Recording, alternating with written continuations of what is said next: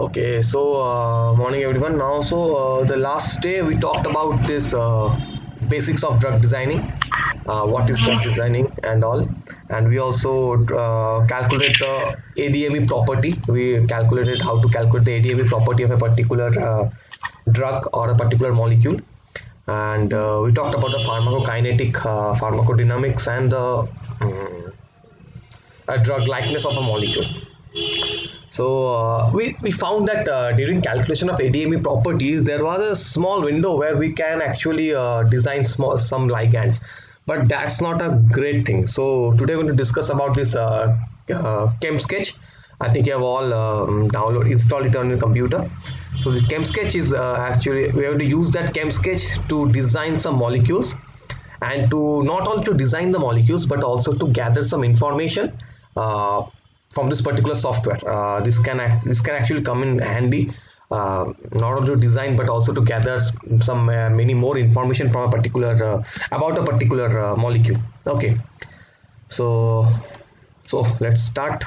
Okay, so this is the basic ChemSketch. Okay, so I'm going to perform the actions, then I'm going to give you some time to perform them on your own screen. So just first pay attention to what I'm doing, and then I'm going to give you some time. Don't worry, I'm going to give you some time to perform this on your right now only. Okay, so when you first open this ChemSketch, you're going to get a application like this, big blank page where you can actually draw and modify and whatever you need to do.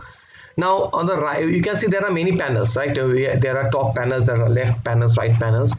So we'll start with the basic. Now see, just at the on the right hand side and the right hand panel, you are going to get some yeah, anyone is speaking anything, telling anything? Okay, fine. Okay.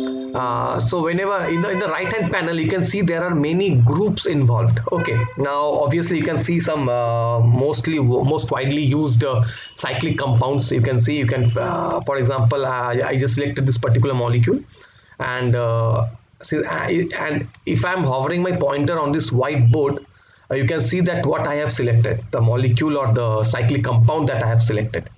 So if I click it, I can simply add that particular benzene ring into this white screen.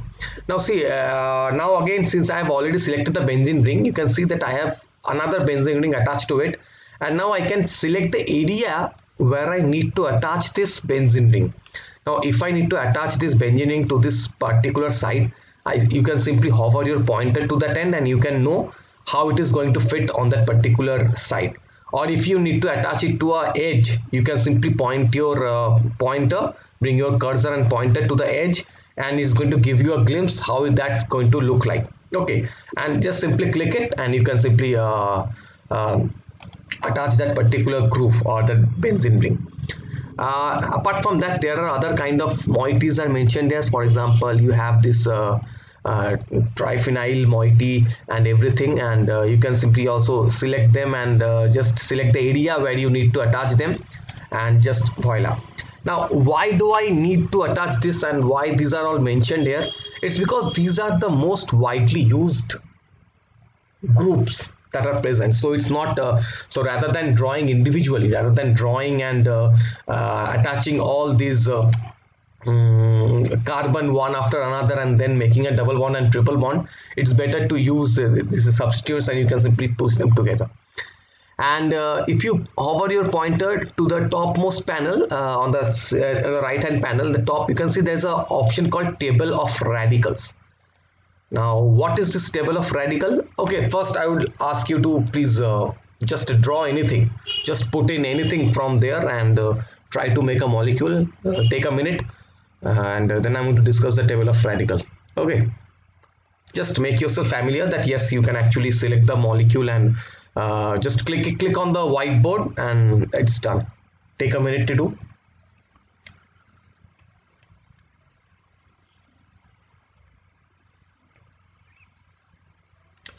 Now for drawing this molecule, there are many other options. There is Avogadro, there is ChemDraw, there is Marvin Sketch.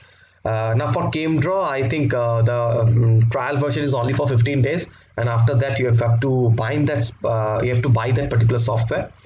Marvin Sketch is also good, but it lacks some several applications that this Chem Sketch has. Since the Marvin Sketch is free, there is some limitation to what you can do, what are the type of molecule that you can draw, and what are the other kind of information that you can fetch from Marvin Sketch. And for Avogadro, Avogadro is a very old school method, and the Avogadro actually crashes a lot. So if you use Avogadro, you know that it actually crashes a lot, and it becomes really hectic to control Avogadro, because after every 10 or 12 clicks the software gets crashed. So keeping everything, this Chem Sketch is the best version, the best freeware version that you can use. But obviously if you have ChemDraw and if you have the license of ChemDraw, then that's probably the best thing that you can use. And after, if you don't have ChemDraw, then the Chem Sketch is by far the most best molecule drawing software there is. Okay.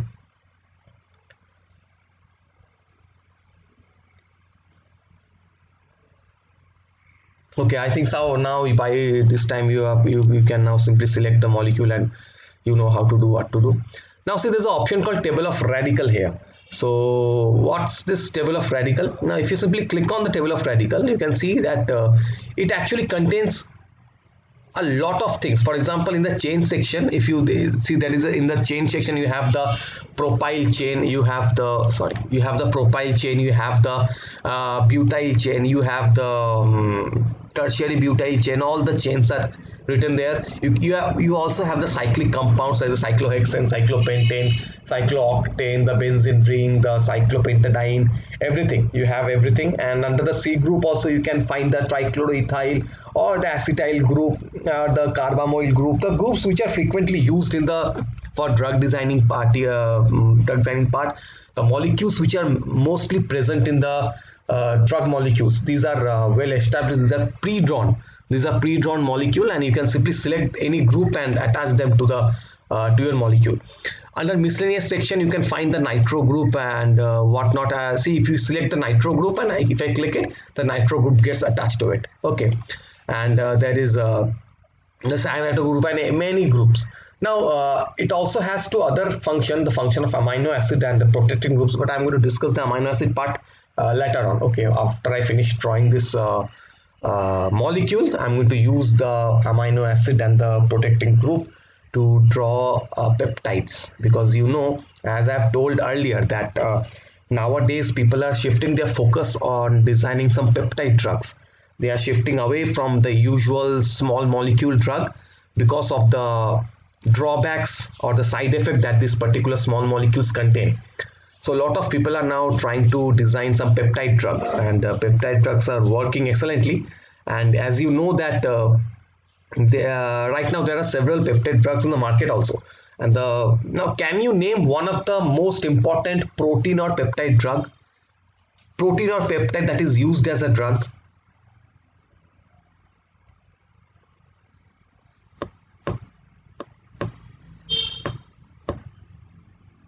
A protein or a peptide that is used as a drug, and it is very common. It's really very common. Care to guess?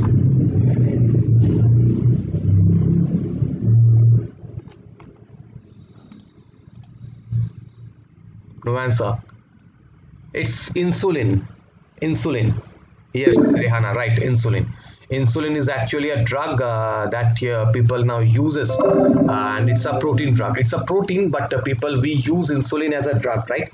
Because for people who have diabetes and all, the insulin is really required. And do you know that the importance of peptide is that actually we have worked with it, and we have designed a small peptide molecule that can actually when you keep the insulin, let me give you the background. When you keep the insulin, you know that you have to store insulin at 4 degrees centigrade, right? We have to store the insulin in our refrigerator, and even in the medicine shops and all, you have to see that the insulin vials are kept in the fridge.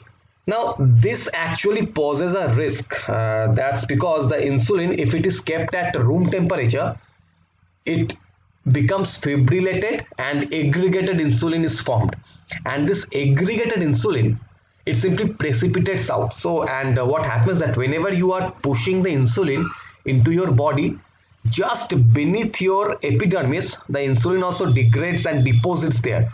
So you are going to find a deposition of amyloidoma under your skin at the point of injection. And this amyloidoma gives it feels like a small tumor, but that's not a tumor. It's just a deposition of these insulin molecules. And as a result, a huge amount of insulin is actually wasted because you can't push the precipitated insulin into your bloodstream.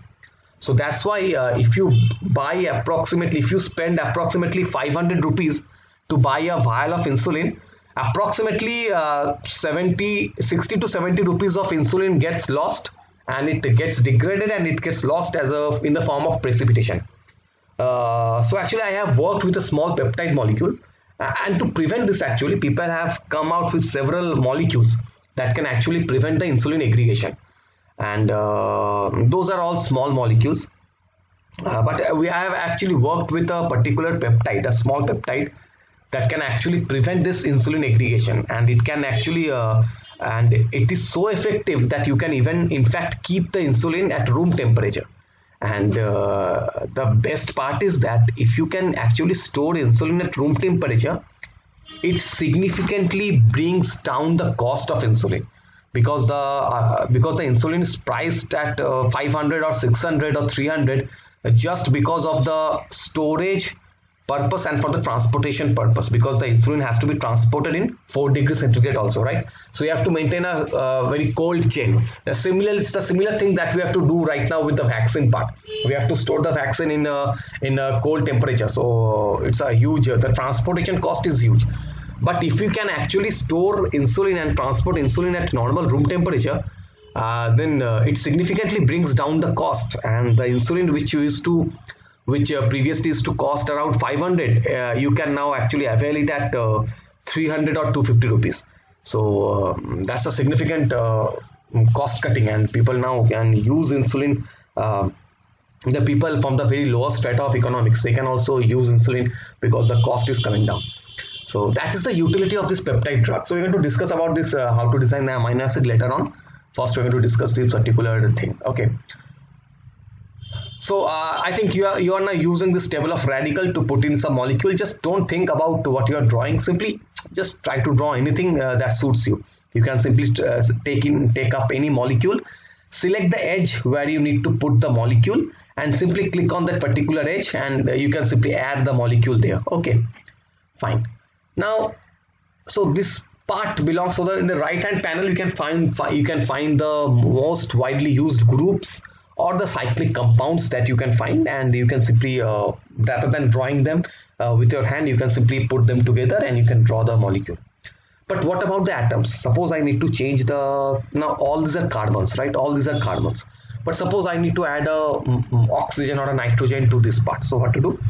Now check on the left hand side, there is a list of elements, the basic elements, a list of most widely used and the most commonly used elements are mentioned there.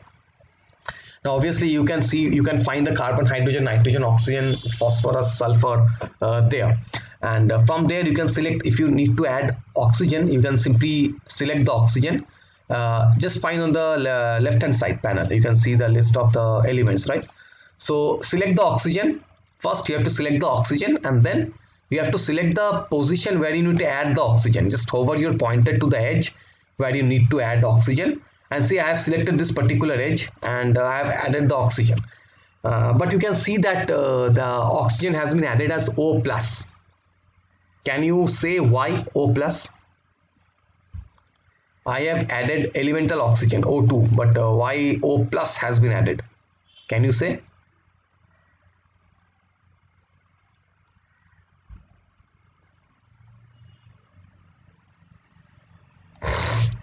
Because free radical. Not free radical, but you are close. Because of the valency, the oxygen has a valency of 2, right? But see, in this particular case, it is holding a valency of, it is made up of 3 bonds, but oxygen can't be made up of 3 bonds, right? So that's why you can see a valency of +1, because this particular software it automatically fulfills your valency. You don't have to take care of each and every valence pair. You don't have to check for valency. If you add a carbon, it is automatically going to add 3 hydrogen to your carbon, so that you have your or 4 hydrogen to your carbon, so that you automatically have the full functional carbon molecule, the methane group there. So this automatically adds the valency to it, and that's why even if you add oxygen, since it contains 3 bonds, it is going to have a plus charge. So how to take care of it? If I see now, if you simply click on this particular molecule on the bond, if you click on the bond, it was earlier, it was double bonded pair, right? But if I click it, see, the double bond vanishes, and as the valency is now maintained, the proper valency is maintained, the plus sign also vanishes. Understand? You have to simply click the bond. You have to simply select the bond, hover your pointer to the bond, and it is going to show a rectangular area that this particular bond is selected, and simply click on it, and it's going to add the bond, either add the bond or delete the bond. Okay, and wherever, suppose if I click in this particular part, it is going to add 3 bonds to this particular part. So it has added 3 bonds. If I click one more time, it will make sure that the 2 other bonds are gone, and it will shuffle between single bond, double bond and triple bond. It's going to shuffle between single bond, double bond and triple bond. Okay, so make sure what you want to have and simply do it like that. The same thing goes for other elements also. If I need to add a nitrogen somewhere, suppose I need to add nitrogen here, so I will simply add the nitrogen here, and the nitrogen has been added. And like always, since to maintain the valency, the software automatically adds a plus charge over the nitrogen. Okay, but you can see that not all the elements are mentioned here. There are some elements that are lacking. I have some elements, the most commonly used or widely used elements, but almost all the elements, all other elements are lacking. For example, I have selected sulfur, and I have selected the area where to put my sulfur, and see, it has replaced the carbon molecule with the sulfur that I have chosen. Now do it, take a minute to perform this on your own. Change the bond and change the atoms, replace the atom with the other atoms that are listed on the left hand panel. Obviously your numbers is going to be limited because not all the elements are mentioned there. Only the usual common elements are mentioned there. You have to select the common atoms from there and add it. How to remove a double bond? Simply take your pointer. See, I have a double bond here, so I'm bringing my pointer here and I'm clicking it, and it has added 3 bonds. Now again, if I click it, see, the double bond has vanished and it became a single bond. I'm clicking it, but my double bond is appearing again and again. A double bond is appearing again and again. Yes, before that I clicked sulfur to add. After that I want to remove a double bond beside it, but after see, can you see that rectangular box? That is, you see the rectangular box, right? As you can see in my screen. Left side or right? Yes, sir. The rectangular bond is appearing, right? That means we have selected the particular bond. It shouldn't happen. It shouldn't happen. Are you doing it rightly? Because see, I am simply. It's done. It's done. It's done, right? Okay, fine. Okay. So now see, as I mentioned that there are a lot of elements are missing. So what to do about that? So see, in the same panel, if you simply go up, just above it, you can see a periodic table of elements, right? You can see the periodic table of elements. Just above carbon, there is an option, there is a checkerboard type of square panel, and you can, if you hover your point, it is going to highlight it as a periodic table of elements. Simply click on it and you can find all the whole periodic table. That is all the elements that has been discovered till date. So even if you fail to find some of the atoms mentioned which are mentioned in that particular panel, you can find anything from this periodic table. But the best thing is not to find the periodic table of elements. The best thing is that if you select any atom, if you select any element, you get to know all of its chemical and physical property. For example, I have selected the iron, or I have selected carbon. Let me select the carbon. So you see, I have selected the iron. So it's going to show me the mass, the oxidation state, the electronic configuration in the APOF panel, and in the bottom under the general tab you can find out the physical characteristics, how it looks like, who is its discoverer, and name, origin, and the other chemical properties, physical and chemical properties like the atomic radius, the electronegativity, the ionization potential, electron affinity, density, melting point, boiling point. But why do I need to know about this? Why does atomic radius, electronegativity, ionization potential is important to me? It is because, keep in mind that we are drawing a molecule just because it's a drug, right? I'm not designing a molecule, I'm trying to design a drug. Now suppose you need your molecule to bind to a particular protein. Now if it's an enzyme, then obviously we target the active site. If it's a protein, then obviously we try that, so our molecule might bind to the active site. And we know that the active site are generally not present on the surface. They are present at the surface just behind a small groove. It has an entry point, right? Now any active site, the groove has a particular diameter. Now suppose the active site, the groove of active site has a diameter of 1.5 angstrom. Now obviously then you can't select a molecule, or you can't select an atom whose atomic radius is more than the groove of that particular place where you need to attach your molecule to, even if it is not the active site. Even if it is not the active site, then you need to have your molecule have the exact location or the diameter to fit into that small groove.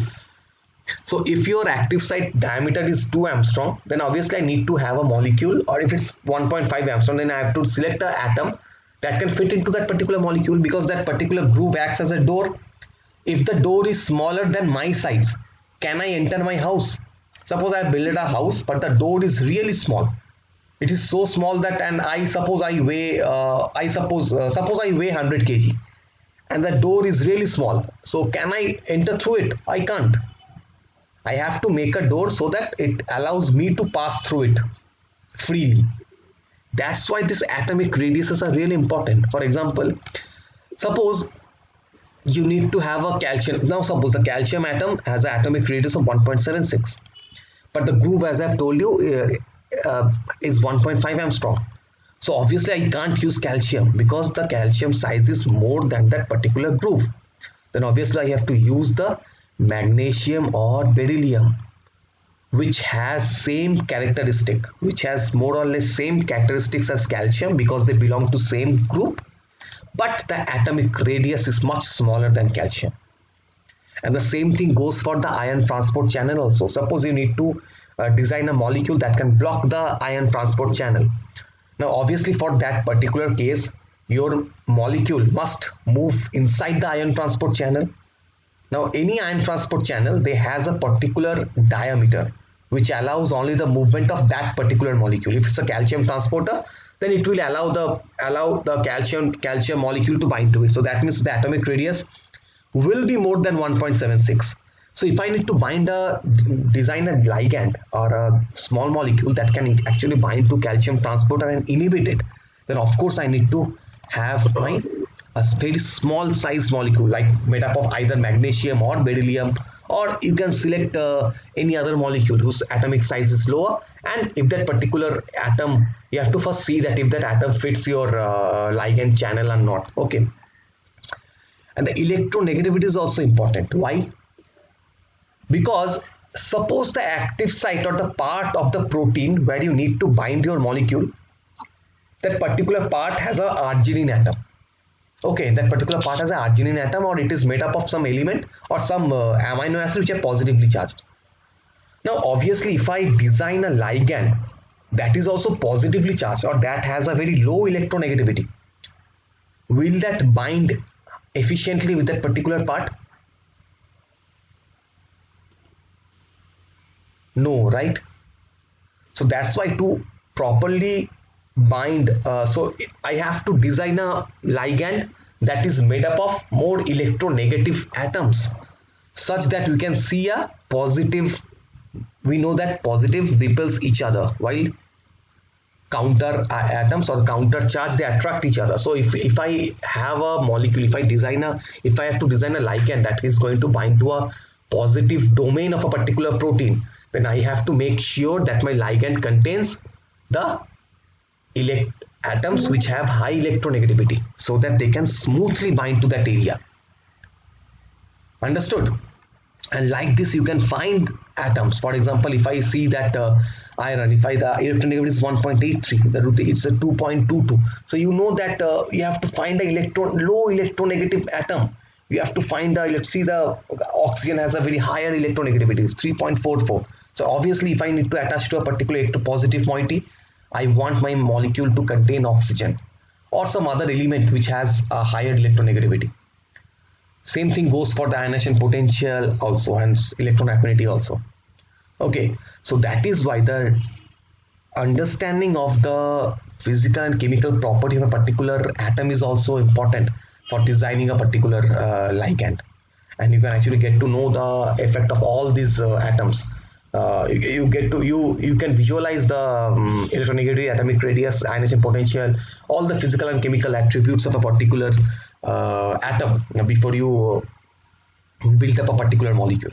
Okay, now that's under general class. And the second you have under, you can see that you have a particular thing as a under NMR, you have a particular mention. Now what is the utility of this NMR? What is the utility of this NMR? Now whenever I am thinking about designing a particular molecule, my designing is not intended to design on computer. I have to synthesize that particular molecule also, right?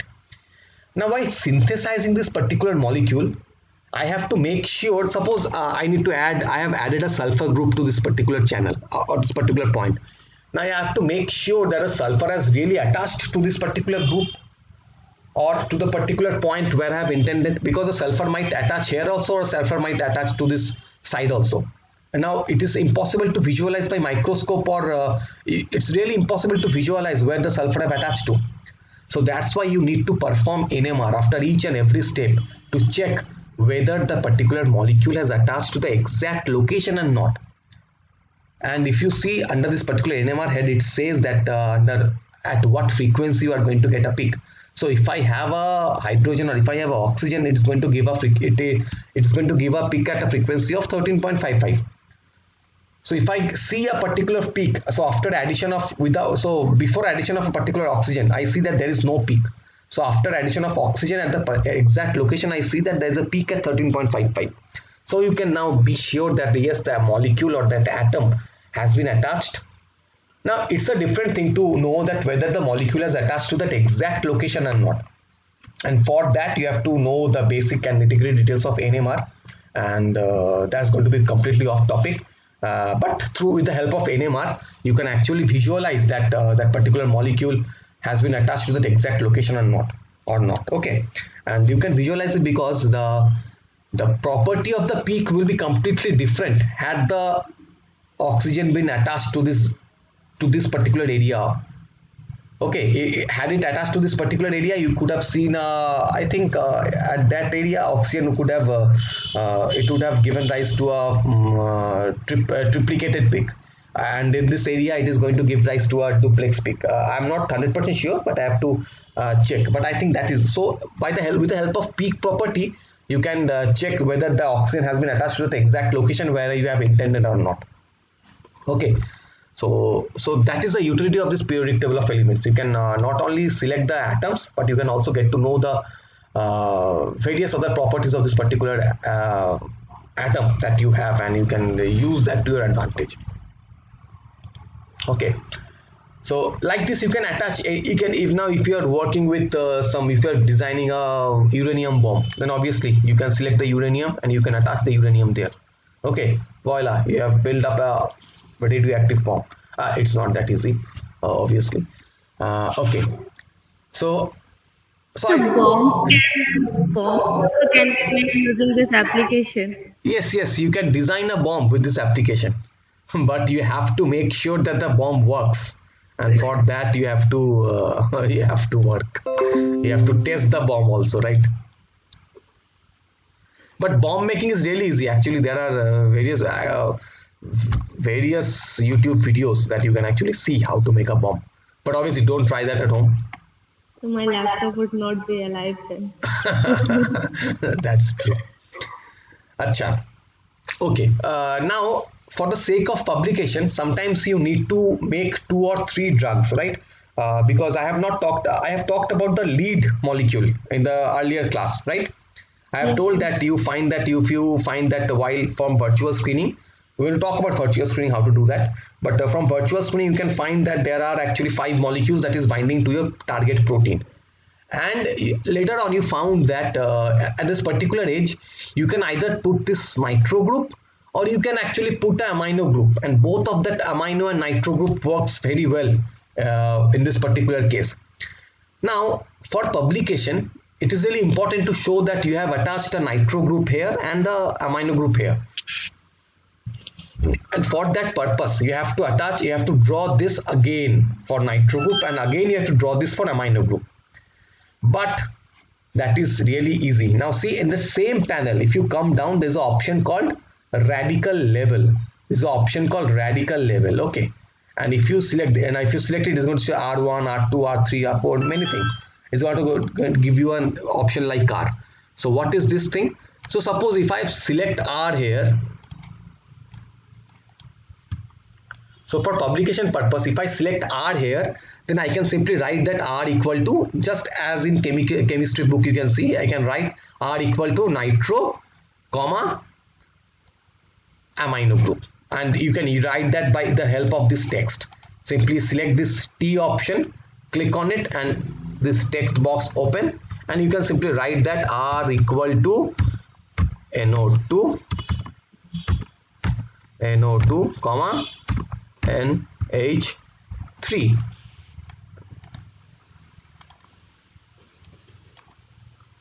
Bas. So you don't have to draw a molecule twice. You can simply mention you can write in R group, and you can mention that R group stands for these molecules. Okay. And again, to mention or to write something, suppose you need to add some other thing, so you can also do that by the help of this symbol. So if you have this, if you click this Greek font, it is going to change to symbol. Now if you simply write, if you want to write micromole or millimole, now if you simply type in M, it is going to give you a symbol of micro. If you type in A, it is going to give you a symbol of alpha. B for beta. If you need to give gamma, type in G. If you need to give tau, type in T. So like this, you can add any symbols to your document also accordingly, the Greek symbols. Now again, if you need to write anything, again simply unselect this particular symbol, and now you can again write in anything like A, G, M, B. Now it's going to write in normal language, normal English language. Okay. Okay, now to remove this, simply select this molecule and simply click delete, and it's going to get deleted. Let me add something here. Okay, now see, I have selected the carbon, and I have clicked on this particular edge, and clicking on this particular edge is going to attach the methyl group here. Now why methyl group? Because I have told you that this particular software automatically fulfills all the valency. So that's why as I've added a carbon to this edge, and since all the valency are fulfilled, it's going to attach the methyl group to its part. Now suppose you need to add a hydroxyl group. What to do? Add a methyl group there, select oxygen and select the molecule, and now see the methyl group has been converted to the hydroxyl group. Now like similarly like this, you can also select nitrogen and click on it to convert it into amino group. Now like this, you can convert this into any of your group you want, any group of your choice. You can convert it into any group of your choice. Okay. Now suppose I need to add some charges to it. Why I need to add charge? Because once a molecule, because the solubility and the absorptivity of the molecule is completely dependent upon the charge, because there are some molecules which gets absorbed into your system much better if it is charged, and generally Generally the molecules which flow, if you take a tablet, the molecule first moves to your stomach. Under low pH, that particular medicine, it either loses some hydrogen or some gathers some hydrogen. And generally below pH, it loses the polar hydrogen, right? It loses the polar hydrogen and gets charged, and those charged molecule gets absorbed through your body. And unless a molecule is charged, it is not active. Okay, it's not for all medicines, it's for some drugs which requires to be charged in order to get activated. And obviously the oral pills are mostly like that, because they have to pass through our stomach, and in the stomach you have a very low pH, and that particular low pH activates some drugs. And after that as the activated drug reaches to your gastrointestinal tract, from there that particular molecule gets absorbed, and once in your bloodstream, that particular molecule and drug can actually show its activity or its therapeutic advantage that it can give to the body. Okay, and for that some molecules needs to be charged. Okay, and generally there are some molecules, there are some medicine which needs to get pushed in the form of injection. Now when you are pushing a medicine in the form of injection, it doesn't get that low pH that stomach has, right? So for that particular case, there are some molecules which are charged beforehand. Okay, so suppose you need to charge this particular molecule. How to charge this molecule? See, just below that particular text and R in the left hand panel, take a look at my screen. You're going to see an option called increment charge. Okay, and if you just click on the corner, you can see that not only increment charge, similarly like increment charge, you have the option of the decrement charge, the minus charge, and also for the radical.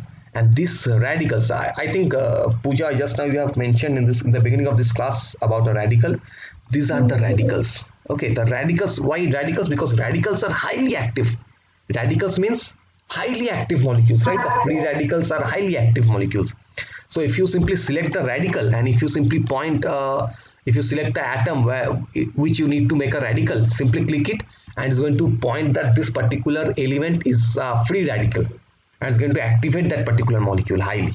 Okay, so let me select the increment charge, and suppose if I select the particular element where I need to add the charge to, see, it is going to add the charge. If I add it, it becomes NH3 plus. Again, if I click it, it becomes NH2.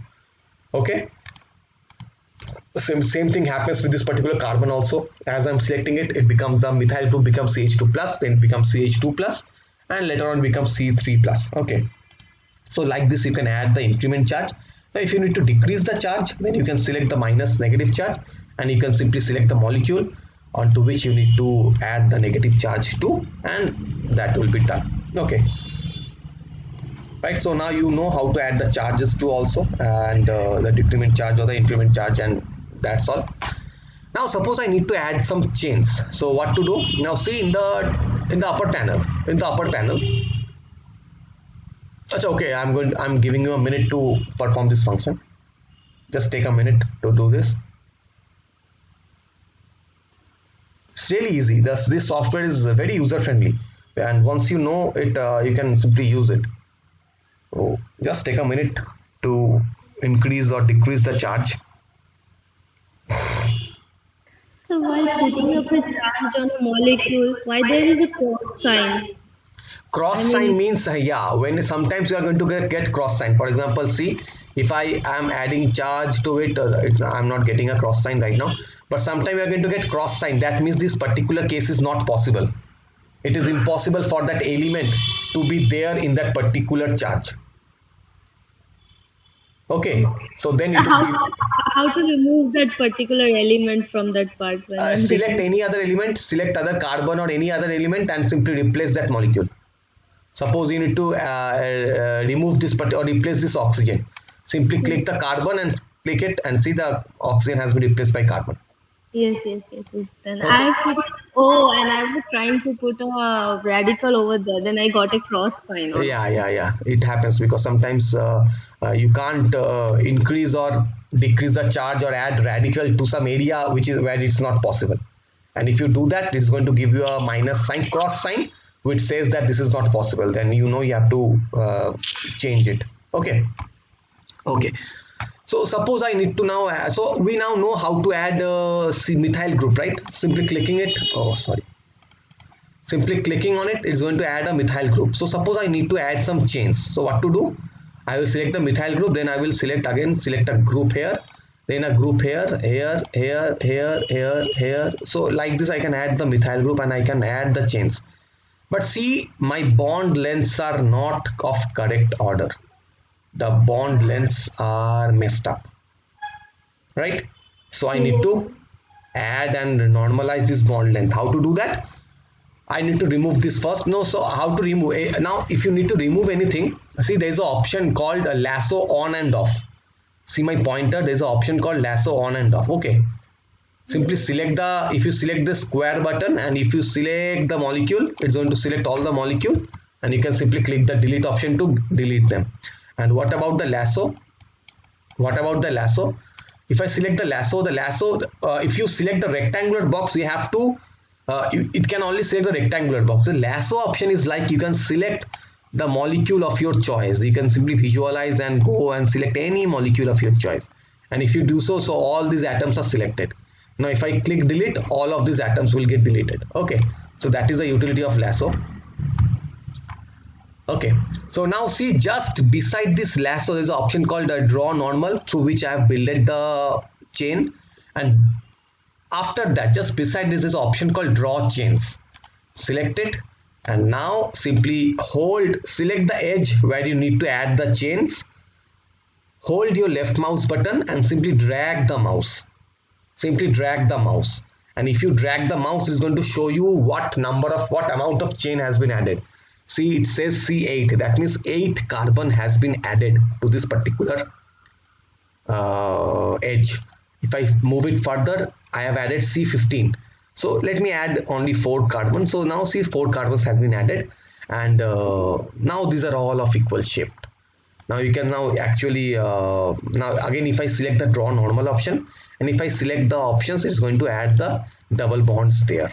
I can simply select the option where to add the double bond, and I can add the double bonds there. Any option. If I need to add triple bond there, you can add the triple bond and all. Now these are all the 2D drawing. Okay, these are all 2D drawing, but are the molecules really 2D in nature? No, right? There are some groups which are placed above the plane, and there are some groups which are placed below the plane. That is the stereochemistry, right? Stereochemistry. Now stereochemistry is really important. Why? Because there are some molecules which are stereochemically active. There is one stereoisomer will be active, other stereoisomer will be a non-active molecule. So for that purpose, just beside the draw chains option, there is an option called up stereo bond and down stereo bond. Now suppose if I need to make sure that this particular group will be placed above the plane, then I will select the up stereo bond and select the group to mark that this particular molecule will be above the plane. Whereas if I select the down stereo bond and if I keep it here, then that means this particular molecule, this particular hydroxyl group will be placed below the chain, below the plane. Okay, it will be placed below the plane, whereas this molecule will be above the plane. Why it is required? Now you usually know that this is can you say what this orientation is? One molecule is above the plane, whereas the next molecule is below the plane. Can you say what orientation is this? Cis or trans? So Trans, exactly. Now this cis trans is really important because it has been seen that if a particular molecule, if it is placed at cis, then that particular molecule is therapeutically non-active, therapeutically inactive, that particular molecule.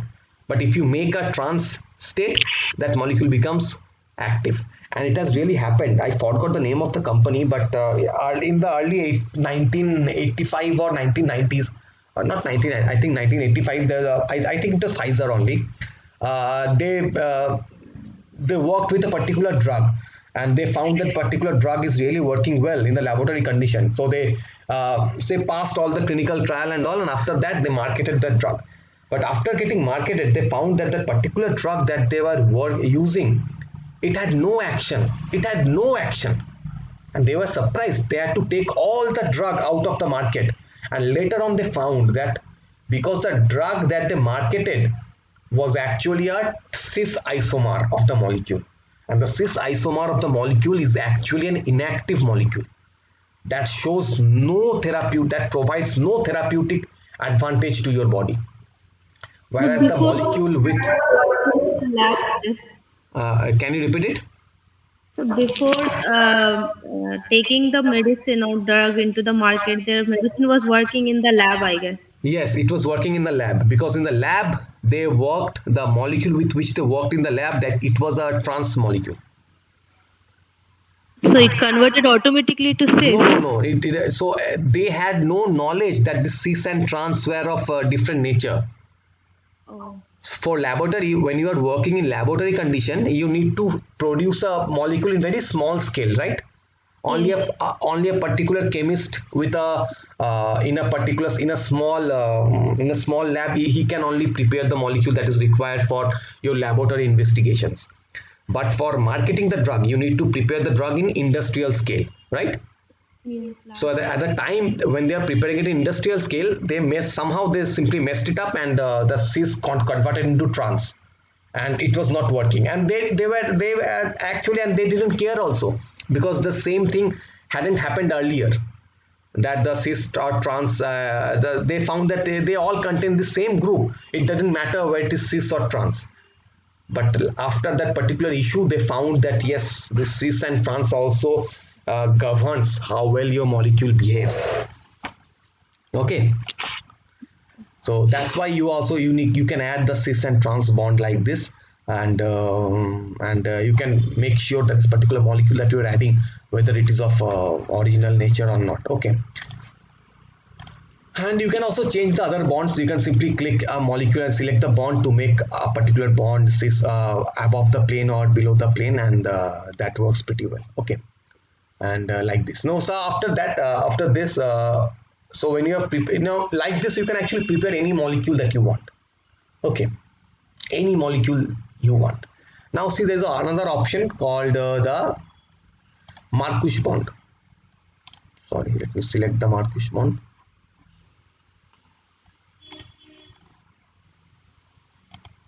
See, now this Marcus bond has been selected. Now what is Marcus bond? Can anyone say what is Marcus bond? No, sir. No. What do you think is Marcus? Now see, the Marcus bond, how the Marcus structure happens. The Marcus bond says that this particular domain, you just place a particular OH through this particular group. And this Marcus bond is actually, it actually indicates that this particular group of related chemical compounds. So if I add this R1 here, suppose I add the R group here. So I can now write that R equal to OH, NH3 or anything. That means in this particular case, you can either you can either attach a OH group here, or an amino group here, or a related group here. Okay, any group of these related compounds can be attached to this particular bond. Understand? That's what Marcus bond means. And this Marcus, yeah. Can you repeat once more? Yes, the Marcus bond means that it simply indicates that you can place a related group of chemical compounds in this exact location. So you can either put this, now related group of chemical compound means, suppose OH and NH3 belongs to same group, suppose. So this, when I put a Marcus bond, it indicates that this, you can either attach a OH group here or a NH3 group here. Now this is really required when you are filing for a patent. When people files for a patent, we take the patent of the carbon skeleton. We don't take the patent of the particular molecule. Suppose I have designed this particular molecule, and this is a very excellent drug against cancer. So I'm not going to take a patent of this particular molecule. I'm going to take a patent of all the molecules related to this particular molecule. I'm going to take a patent of this backbone, and I'm going to attach the R group here, and I'm going to say that R group stands for OH, NH3, CH3, NH2, NO2, nitro. So that means any modification with this sort of chemical is allowed by me. That means I hold the patent of any modification with these groups in this particular bond. So if any other company, they design a molecule that is much more better than this, but my molecule, where they have attached a OH group here, Suppose they have attached a OH group here and they have found that this activity of this molecule has increased by 100%, 100-fold increase in the activity. But still I will hold the patent because I have already marked, I have attached the Marcus group here and I have told that any modification to this particular group containing this group of chemicals belongs to my patent. So they can't take the credit. They have to give the credit back to me, though they are the one who have modified it. Okay. So generally for designing drug, the Marcus bond is not required. It's only required while filing for patent or for publication purpose. Okay, understood? Okay. So apart from that, there is another option that you can find. You can see in the top, in the second panel from the top, is an option called RS. Right? If you simply click it, it is going to generate the stereoisomers of your molecule. Now see, it has generated two stereoisomers, one this and one that. So it's going. So this is my molecule. But see, if I click RS, it is going to design the stereoisomers of my molecule. And as I have told you, there are some stereoisomers which have therapeutic advantage. There are some stereoisomers which can be toxic to your body also. So simply clicking on R and S, it is going to automatically generate all the stereoisomers of your molecule. You yourself don't have to generate the stereoisomers. This actually gives me pleasure because in my chemistry pass, I actually studied microbiology in my BSc honors. So I had chemistry in my past subject as my past subject.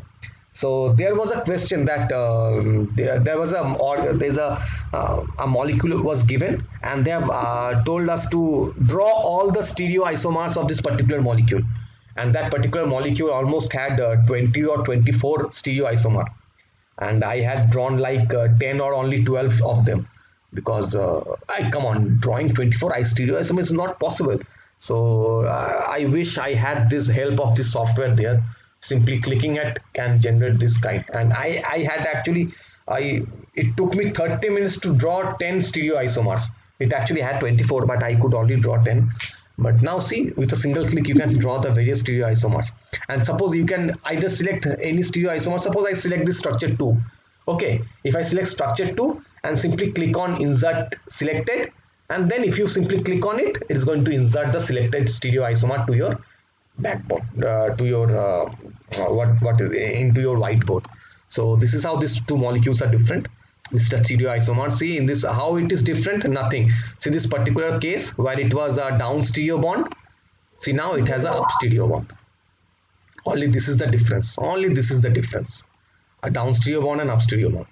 Okay, only this is the major difference. So that is what. So now if I need to select this molecule, now what, when I say for suppose I need to remove this molecule, I will simply select it and I will simply hold this whole molecule, simply click on delete, that molecule got deleted, and I have my selected RS stereoisomer. Now sometimes if you do it, if you draw a molecule and click RS, you are going to find 30 or 60 stereoisomers, and you have to select the molecule, you have to select the stereoisomer from that particular molecule to see which is going to work, and then select that particular molecule and delete the rest of them.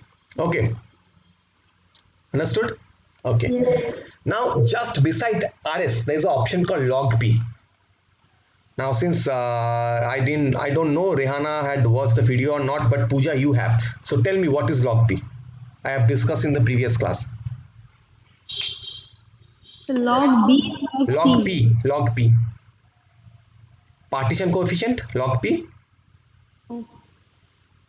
I discussed it during drug likeness. Yes, it's a partition coefficient, which is described as a element or a substance dissolved in a hydrophobic phase and hydrophilic phase. Fantastic. In a more simple language, what is log P? It checks the water solubility, right? How much your molecule is water soluble. Lipophilicity. Yes, exactly. So do you remember the value of the range of log P? So there are 3 different values, I guess. Okay.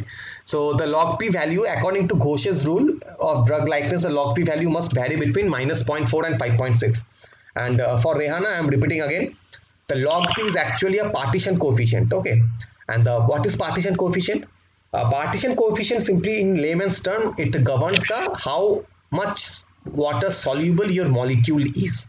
How much water soluble your molecule is, and how to calculate it? You simply have to take water and 1 octanol. Water, that is H2O, and 1 octanol in 1:1 ratio, and you have to mix it, and you have to take your drug, the molecule for which you want to find the water solubility. You have to take your molecule, you have to drop that particular molecule in that mixture, shake it up and keep it aside, and after some time the water and 1 octanol, they don't mix together, so they are going to get separated into 2 layers. And the molecule, if it is water soluble, the maximum amount of drugs of your molecule will be present in water, and if it is not water soluble, the maximum amount of drug will be present in the 1 octanol. So if it is 100% water soluble, 100% of the molecule will be present in water, and if it is 60% water soluble, 60% of the molecule will be present in water, but the rest of the 40% will be found in the 1 octanol. So it is actually used to measure the water solubility of your molecule, and it is really required for why? Because the molecule that you take orally, it gets absorbed through the gastrointestinal tract, and it has to flow through the blood, and in our body the major composition of our blood is water.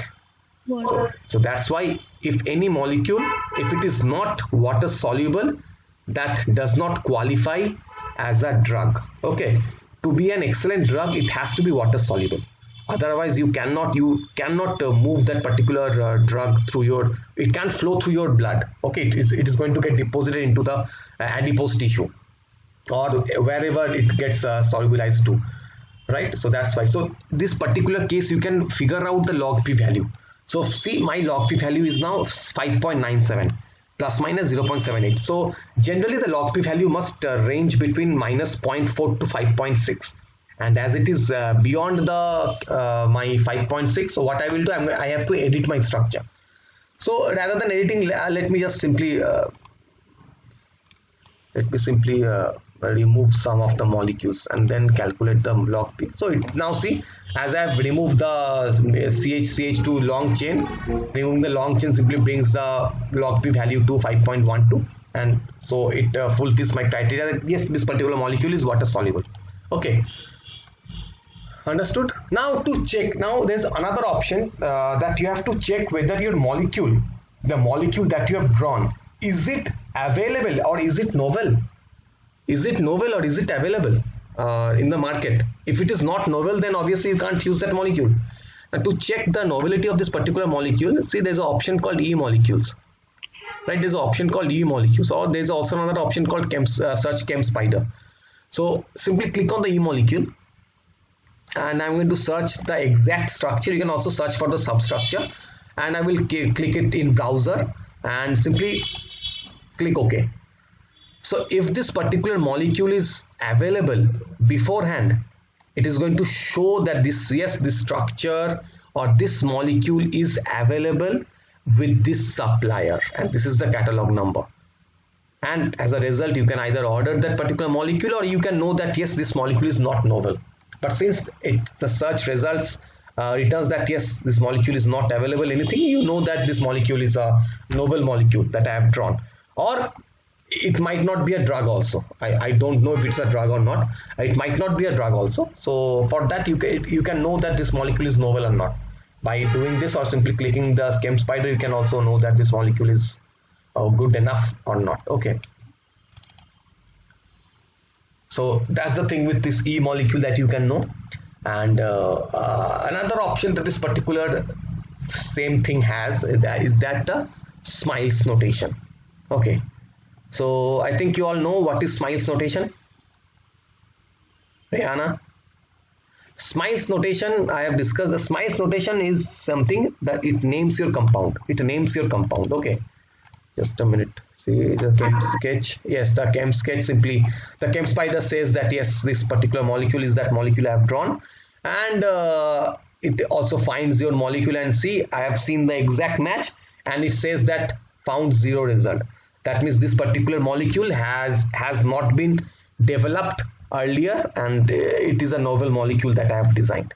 Okay, And you can also draw structure in the ChemSpider, but it is good to draw the molecule in ChemSketch and then search for ChemSpider. Okay, you can, because in drawing in ChemSpider is a little bit it's a little complicated.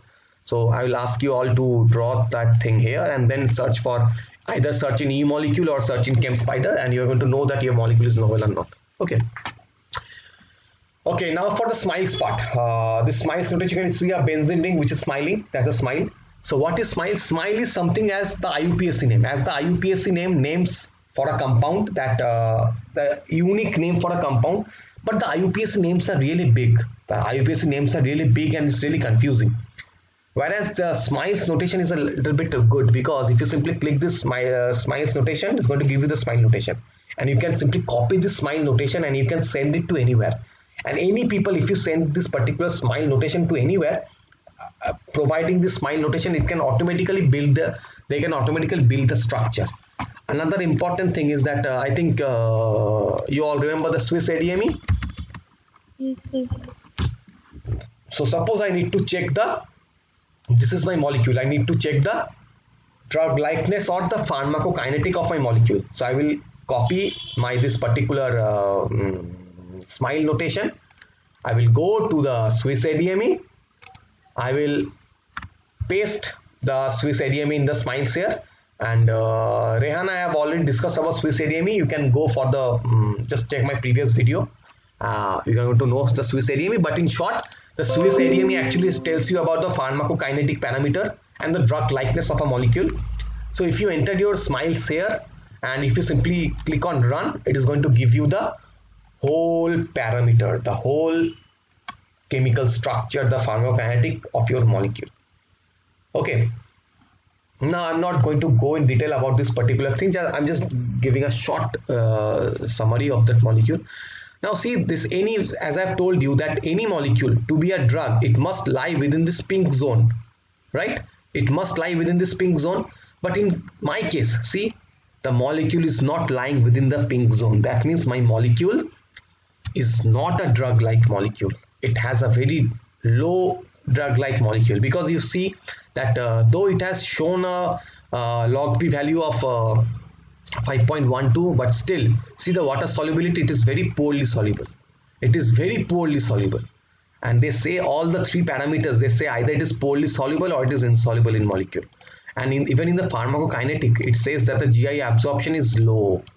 That with this particular molecule, even if it's a drug, it can't be absorbed through the gastrointestinal tract. That means you can't use this molecule as an oral pill. You have to use it as an injection. And obviously we don't want injection. There are very few people who like injection rather than oral pill, right? And even under the drug likeness, see, it says that, does it follow Lipinski rule of drug likeness? No. There are two violations. What are the violations? The molecular weight is beyond 500 and the M log P value is beyond 4.15. Whereas the Ghosh's rule also says no. There are three violations. The molecular weight is beyond 480. The W log P value is beyond 5.6. Whereas the molar refractivity is more than 130, because the molar refractivity is 162.23. Okay, so there is a violation. These are the violations.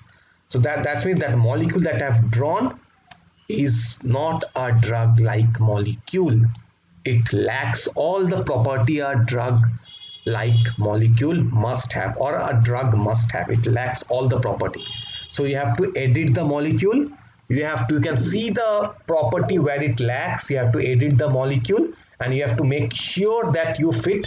So you have to edit such that you later on, when you again put in the smile notation, you see that your molecule is lying well within this pink boundary and you have all the violations checked, that there are no violations.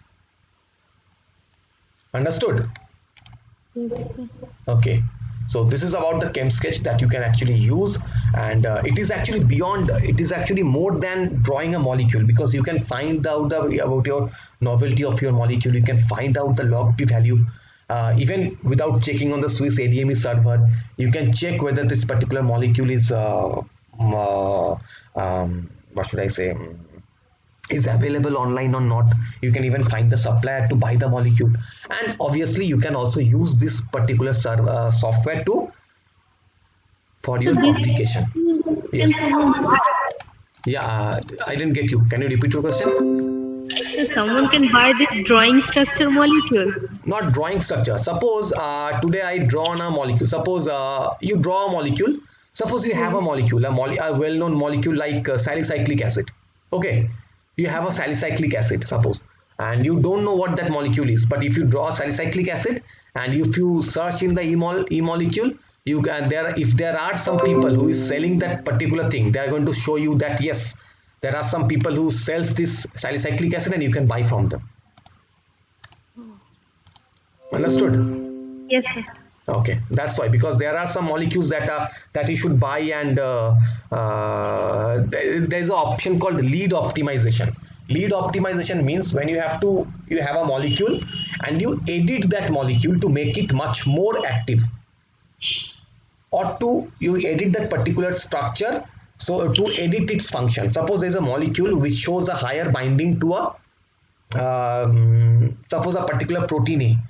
Now I have found that there's another protein which is homologous to protein A, but that particular molecule doesn't bind to that particular protein A. So I will take the backbone and I will edit it so that the same molecule can bind to protein B. So in that case, I don't have to design a new drug. I only have to edit a pre-existing drug, and to check whether that molecule has been whether it has actually increased the activity of the previous molecule, I have to buy the molecule. I have to buy both of the molecule and then see whether the molecule activity has increased or not. Because there's a whole lot of even if we perform bioinformatics, the bioinformatics can't go well without the wet lab experiments. So you have to perform. So even for drug designing, it's really important. There's a whole lot of bioinformatics that goes on, but side by side you have to perform the wet lab experiment to conclude that yes, that the thing that you are hypothesizing with in the bioinformatics, that you have to conclude that thing in the wet lab experiment, because everything that you do bioinformatically is a hypothesis and you have to conclude and you have to validate it using the wet lab experiment. Okay, sir. Okay. Okay. So any question? Yeah, I have. Yeah, sure. Sorry.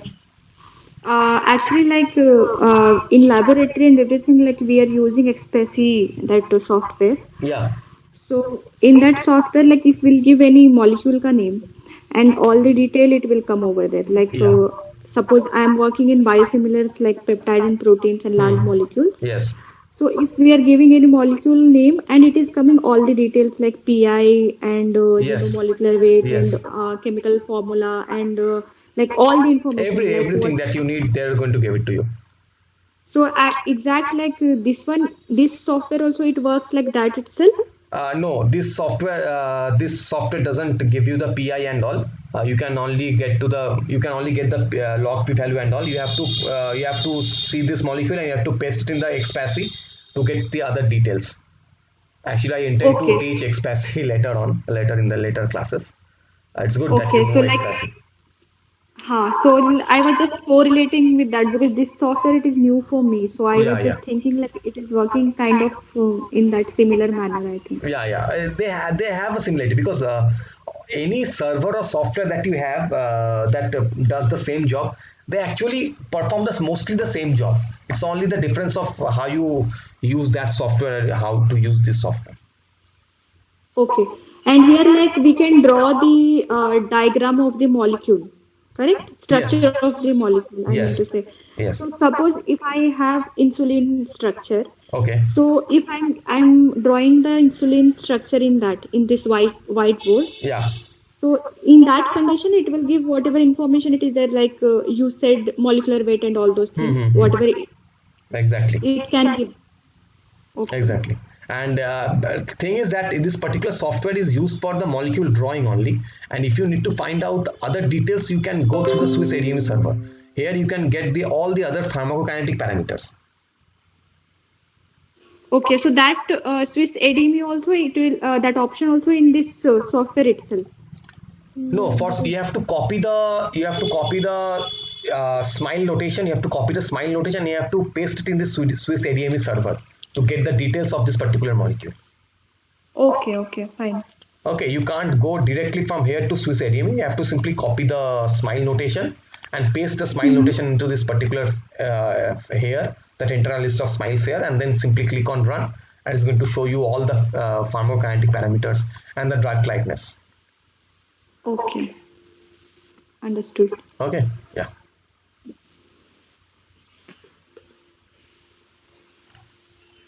Okay, so that will be all for today. All right. Yeah. Okay, so we'll again meet tomorrow morning. Yes, sir. Fine. Okay, sure. Thank you, sir. Thank you. Sure. Thank you. Bye.